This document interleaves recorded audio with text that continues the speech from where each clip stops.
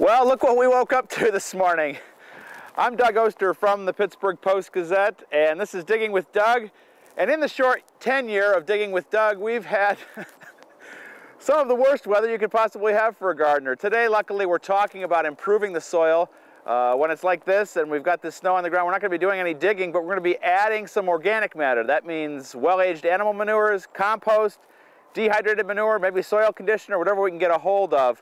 So that's today's job on Digging with Doug. This is one of the mysteries of spring. We call this an onion snow, and in a couple days it'll be gone. Maybe today it'll be gone. But people often ask me this time of the year, what can they do for their spring bulbs? And the good news is there's nothing you can do, and the bad news is there's nothing you can do. So you just got to cross your fingers and hope that anything that's budded is going to bloom, but it should be okay. This has been going on for centuries. So today we're going to talk about improving the soil, and when the soil is covered in snow like this, we're certainly not going to dig anything. We are going to add some things to the beds. We're going to add some well-aged animal manure, maybe some compost, soil conditioner, whatever we can get our hands on today. And I'll show you where I dumped some manure on Christmas Eve that's ready to go on some of these beds. The onion snow is one of the mysteries of spring, but this is the perfect time for us to be doing the job we're going to be doing today, which is going to be adding organic matter to the garden. It's the hardest job that we do as gardeners, but it's the most important. When the soil has everything that it needs, and we plant plants in there, they're going to outgrow any pests, any diseases.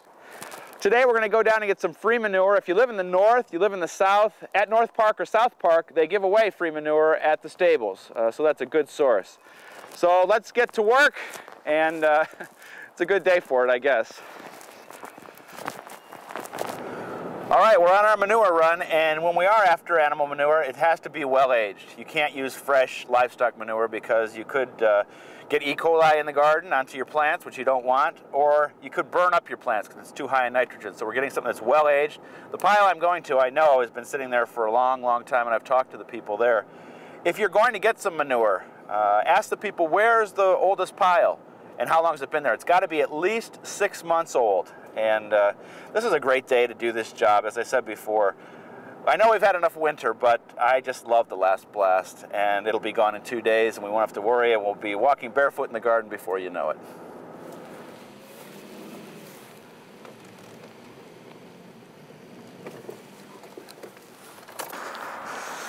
Well, the smell of spring is in the air. We're at the giant manure pile, and one thing you need to know is when you do bring manure into the garden, you're going to bring with it some weed seeds. They've already started to sprout in here, but that's okay for me. I'll just mulch over those, and I want the nutrition that this manure is going to give my garden. Other gardeners have been here already and harvested this, but this is an old pile. We're in good shape as far as freshness is concerned, so it's time to get to work. All right, we're ready to go up there and dig some manure. This is kind of like Mutual of Omaha's Wild Kingdom. While Pam stays in the wet manure, Doug's going to go to the top to the dry stuff and add it to the truck. Whoa!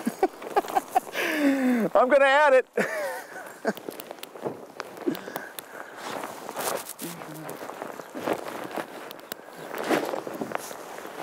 Yeah, see, this stuff is good.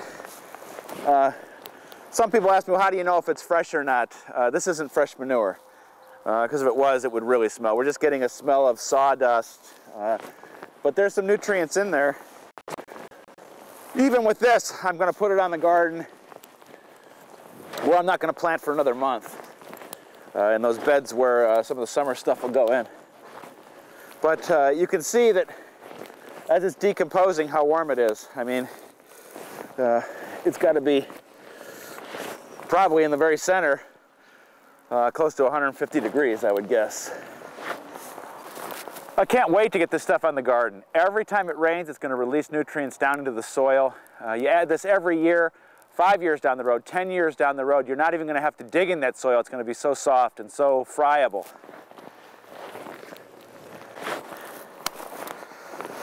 All right, let's get this stuff back to the garden.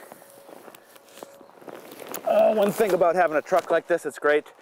Got rubber floors because you're going to be tracking all this manure into the truck. That's okay. That's part of gardening. I think lunch is going to have to be to go. I don't think they're going to let us in the restaurant. Definitely the smell of spring. Okay, now comes the fun part. We're going to unload and get this stuff into the garden.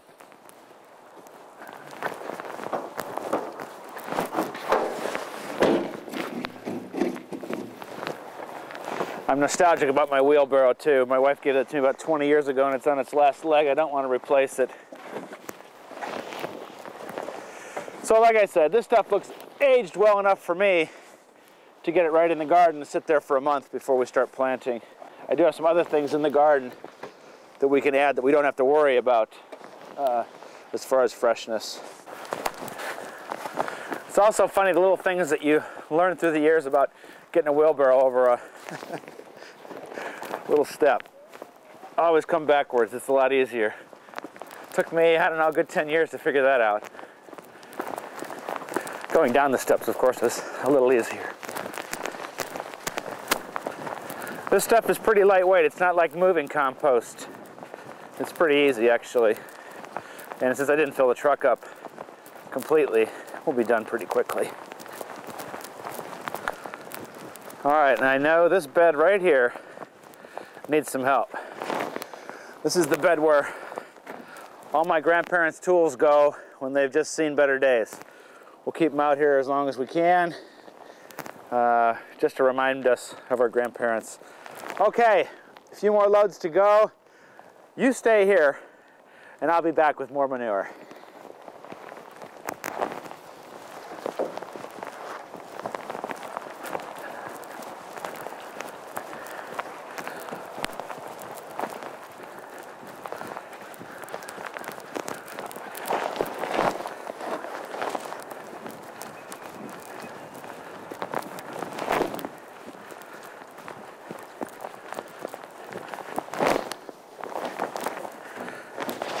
One more. Okay, last load. It's always the biggest because you don't want to go back and get another one. And the next step is going to be to kind of spread this out, flatten it out, and even it out.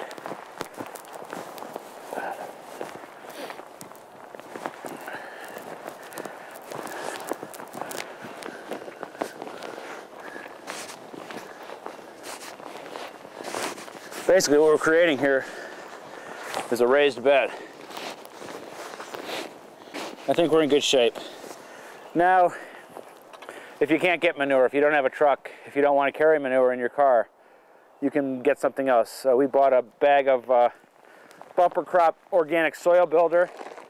This is basically just compost.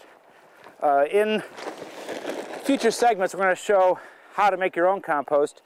But again, if you don't have your own compost, this is something that's going to, if I can find my knife, this is something that's going to be able to be used to improve the soil. This is what gives you the green thumb. People always say, I have a brown thumb, I can't grow anything, until you find out what they're growing in. You got to grow it in good stuff, then you're going to have a great garden. And I'm going to use this compost right on top of this manure, and there'll be no digging. When we're ready to plant, which could be as soon as next week, we can plant right in this, because it's going to be up over the, I'm only going to do about half the bed. Well, that's good stuff.